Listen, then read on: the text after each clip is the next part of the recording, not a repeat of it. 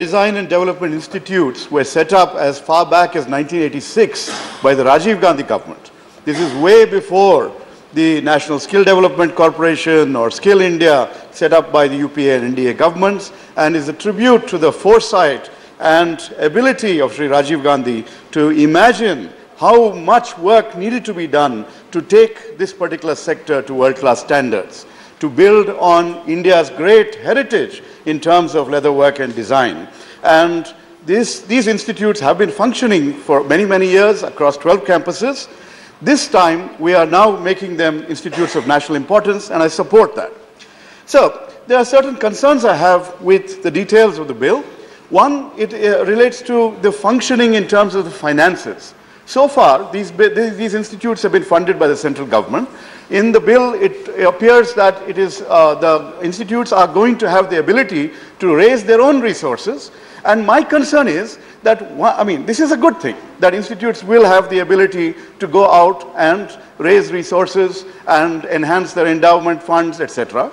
But at the same time, the worry is that these will become commercially oriented and will charge an inordinate amount of money to students.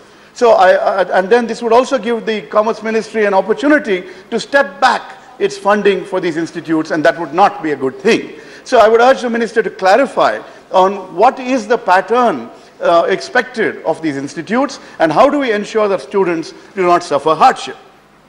When we talk of student hardship, my mind goes back to the last day of the previous session when we were besieged by phone calls and emails from students urging us to pass that bill on that day. It was listed for business, but we did not take it up. We adjourned early because students were worried that their degrees, the exams that they were planning to take, etc., would not be valid as a result of the bill not being passed. Well, this is not a problem that the Minister is unaware of. She certainly had given a written reply to this House pointing out that about 3,600 plus students were affected in multiple batches from 2012 to 2015. Now, the agony of the students is something to be noted, sir. They were not sure whether they were going to get degrees or not, whether their exams were valid or not. They had to approach the Delhi High Court, they had to approach the Supreme Court. What kind of government are we running if we force our students to spend their time in courts engaging lawyers to ensure that they get some valid degree, valid diploma, whatever it is that we promised them when we allowed them to come in and take admission. So that is a matter of grave concern. So this is partly a result of our education bureaucracy. The students, see, across institutes, there is a demand, and there's been a long-standing demand for getting degree status. I used to teach at the Indian Institute of Management, Bangalore, and only now when we pass the IIM's bill, will they also be allowed to grant degrees.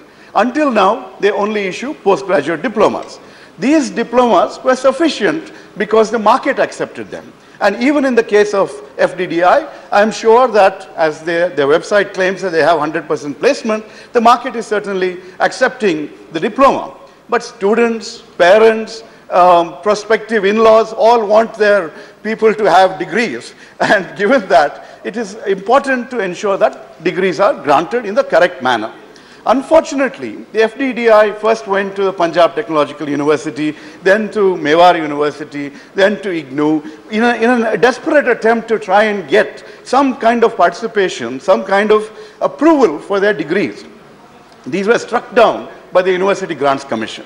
So what I urge the Minister to do is to talk to the HRD Ministry, the UGC, etc., and find a solution to ensure that this chaos that has been visited on the students with regard to their diplomas and degrees does not continue to worsen, and this issue continues to remain in the courts. I support Vijay Sai Reddy's point that those people who have previously been given, who have graduated from these institutes, that their diplomas be recognized and officially as degrees after the passage of this particular law with retrospective effect.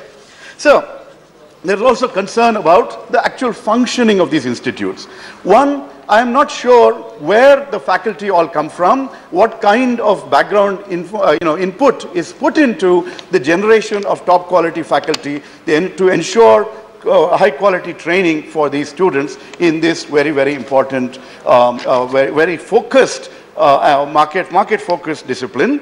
There have been complaints that students have had to pay for their own factory visits, that the quality of materials used in their laboratories and in their workshops are not that they are of substandard material. So there are all these concerns that have been raised.